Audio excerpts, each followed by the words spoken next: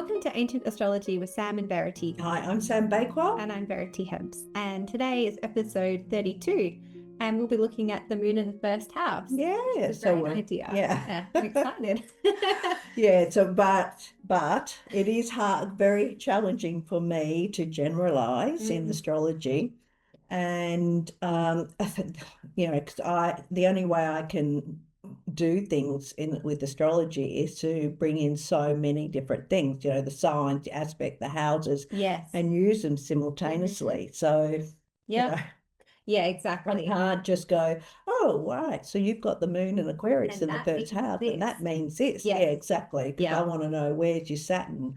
Is it conjunct your ascendant, Yes. Yeah, exactly. Yeah, any aspects to How that. close is it to your ascendant? Yeah, exactly. Yeah, so planets in there. Yeah, and what's aspecting your moon?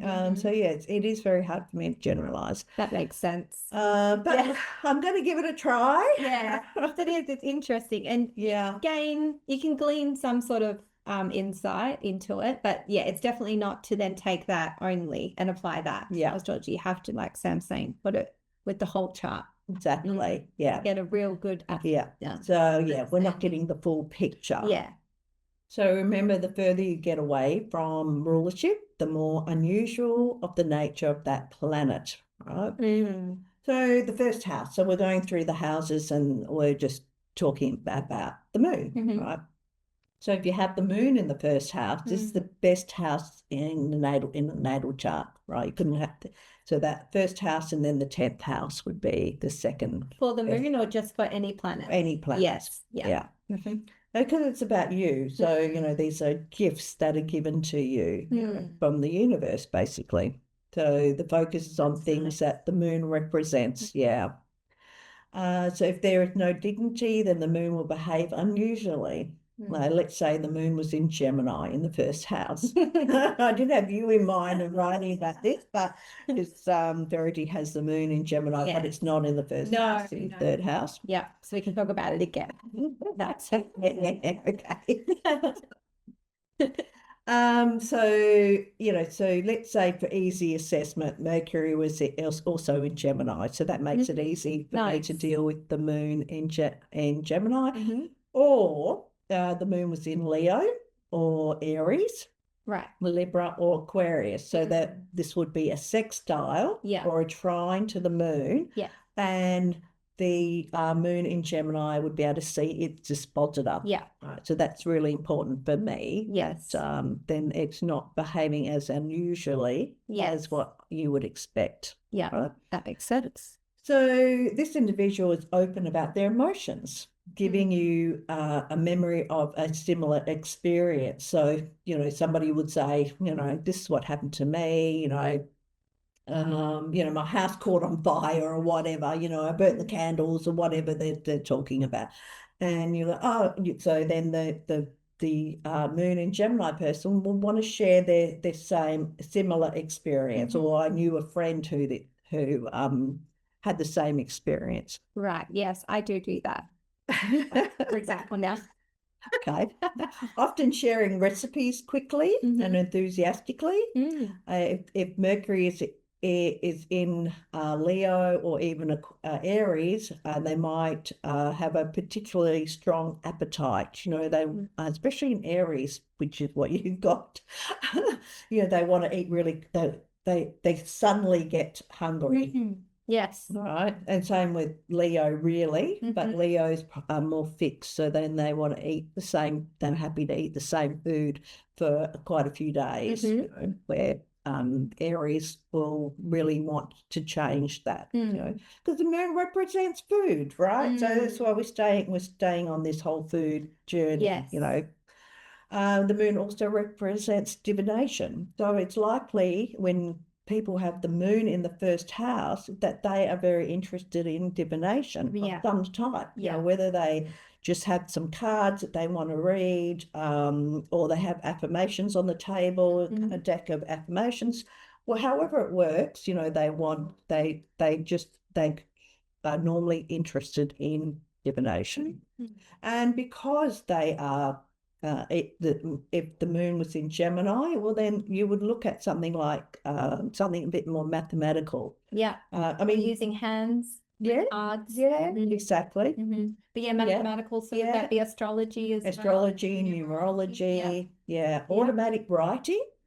Another, have you ever heard of that? Yeah, where you kind of just let the spirit come in and you just let that spirit take over the writing, or you get a message. Yeah. Do that. I never knew that had a name and it was an actual. Yeah. Wow. Yeah. Oh, yes. Yeah.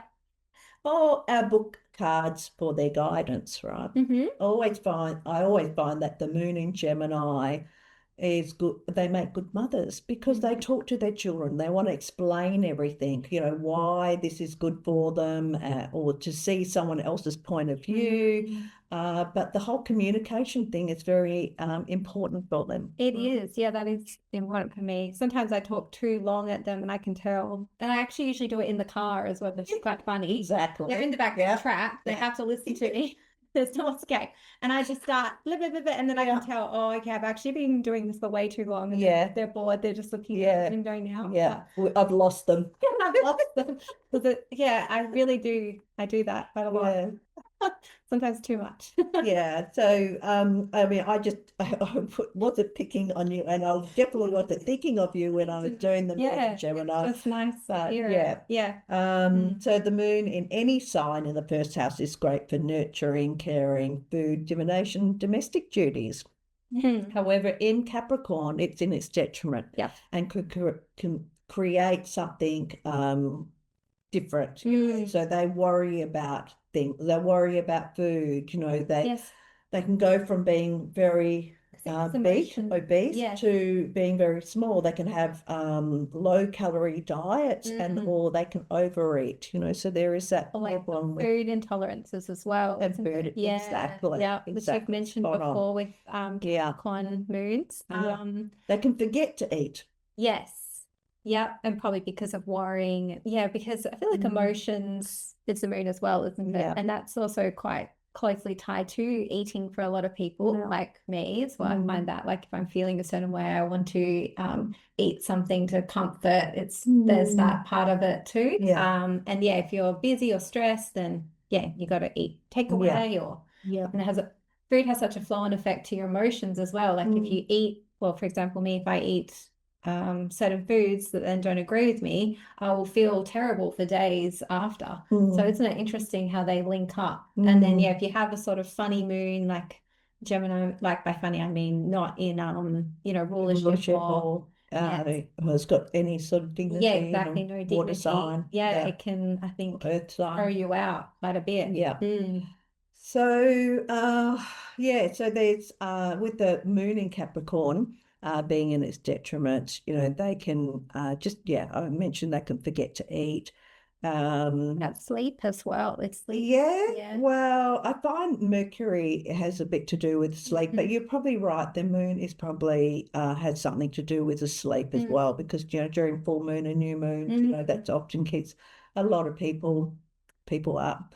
But the moon in Capricorn or even the moon in Scorpio, they can eat fast foods. If they go from one to the other, they want to be, because it's in the first house. There's something very positive about being in the first house. So they can be very healthy and then just want to eat a whole pizza, right?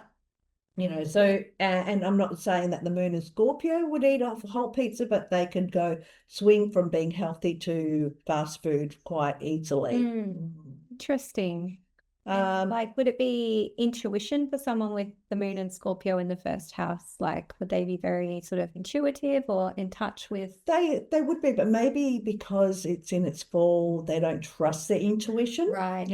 I'm not saying that they're all going to be like that or really want to know what the dispositor is doing in the natal chart. But there is that element. They might hesitate on acting on it. Yeah. They do feel it. Yeah, because anybody, any Cancer or Taurus, Taurus, the exalted Lord is the moon, and anybody with the moon in the first house, they're going to the moon cycles, when the moon makes a return or whatever it's doing in transit is going to have some sort of effect on strong moon people. Yes. Yeah.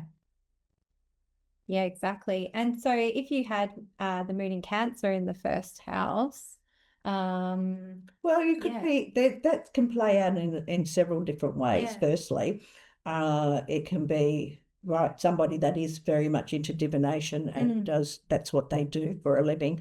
It can make somebody could be quite big, carry a lot of weight, or they could be very healthy, but it would be the positive side of the moon in Cancer. Yeah. So you would expect that they would enjoy cooking and they cook really nice meals. They don't want discounted food from Coles or Woolies. They want really good quality food. And they're going to have a level-headed way of thinking about food. But you find that when the Lord is the first is in the first, that they very much will please themselves. So if they want to overeat, a moon in Cancer in the first house, that's what they're going to do, right? If they want to do something, they'll do it, but if they don't, they won't. Yeah. So that's just with the Lord of the first in the first. Yes. Yeah. So it's a gift, and it would play out in the best way. It will play it in the best way for the native. The truest for the way. native. Yeah, exactly. Based on everything. Not necessarily for anyone else, so like if somebody is doing a Pilates class, they're a Pilates teacher and the Lord of the first is in the first and they just feel like they don't want to do it, they'll cancel that class. So even though there's 20 people waiting to do that class, they do what they want to do. It's not saying that they would do that all the time, because if there's dignity, they're going to do it in an honourable way. It'll be somebody with the moon in Cancer. It'll be if their emotions are all intact, right? But then they know they're not going to do the best class, and they need to take care of themselves. Exactly. And their body is the most important, and that is important, to take care of yourself and to put yourself there sometimes. And I think if you have a moon that's not in dignity, that might be harder to do, especially if it's not in the first house. It's obligations. Like the moon in Capricorn is obligations. The moon in Cancer wants a big hug. You greet them and you hug them, but the moon in Capricorn, something's stopping people from hugging you. So whether you put that persona out yourself, you don't want to be hugged, and the Capricorn is an earth sign, they want to be hugged. But the moon in Capricorn is going against that. So there's a lot of ways that can play out. It can be that person is not very clean and people are sort of like stand back.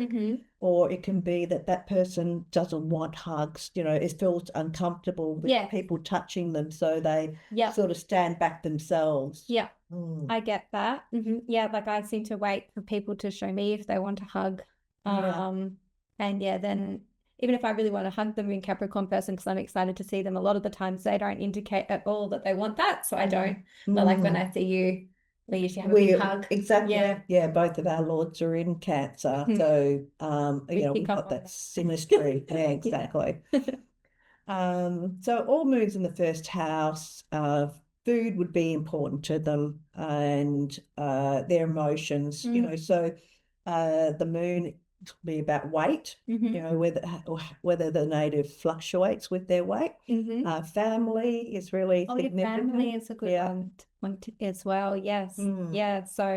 So their clan, their family, they get to go to all their family functions, most of their family functions, if it's in good shape, and if the dispositor can see, and the more honesty. So like if it was the moon in Capricorn and moon in Cancer, then they will be able to go to their family functions. It might be easier for them to have that work-life balance, or not feel over like too much on the plate. You've got to be here and there at the same time for your family. It could just work out nicely. It'll work out nicely for them. Exactly. And if they live away from their family, then speaking to their family is still really important to them.